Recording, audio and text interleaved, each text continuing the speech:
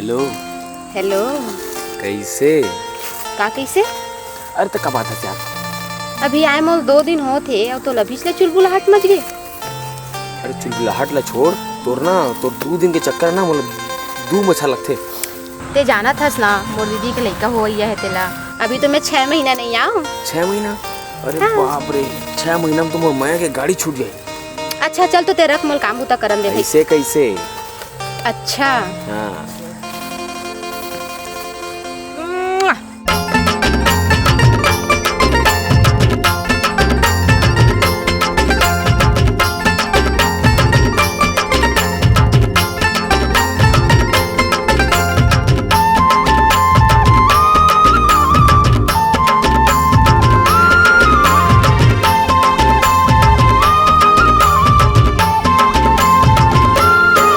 आजा आजा रे मनमोहनी, केरा बारी गोंदा बारी, माया के गाड़े छुट जाही ना।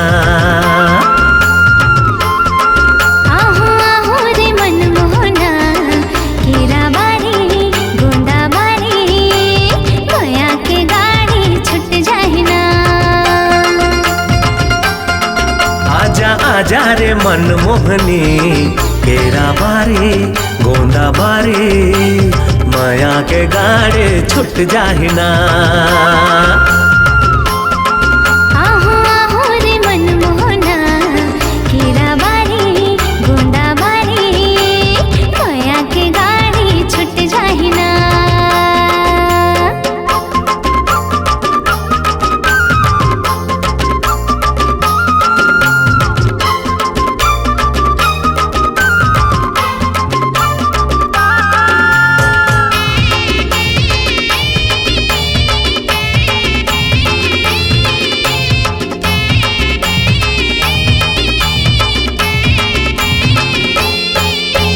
उठली है नदिया बोहाए धारो धार, तोला अगोरत होगी से गोर मुंधिया।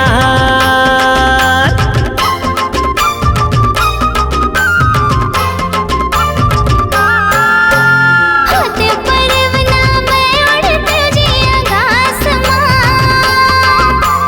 झुरा झुरा किसते होते मोर पास माँ।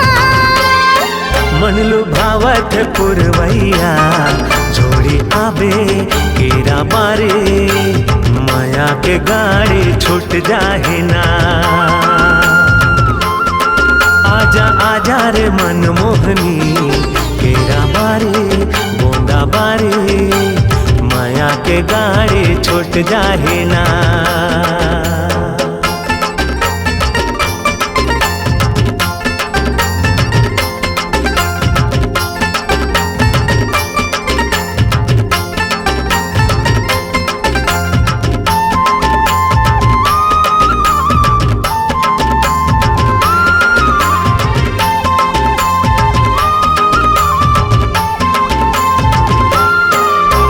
सूरज की उगती और चंदा के बुड़ती,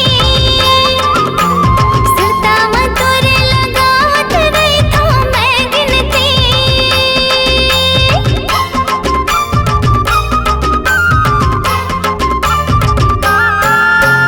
तोता मना बिन पिंजरा माँ जैसे तड़पे, तोला देखे बिन जियरा मोर धक धक धड़के। मन मिलाना रे मनमोहना, जाहूँ बारी बन बारी, जिंदगी हमोर सवर जाही ना। आजा आजा रे मनमोहनी, केरा बारे गोंदा बारे, माया के गाड़ी छूट जाहे ना। आहो आहो रे मनमोहना, केरा बारी गोंदा बारी, माया के गाड़ी छुट जाही ना। आजा आजा रे मनमोहनी, केरा बारे गोंदा बारे, माया के गाड़ी छूट जाही ना।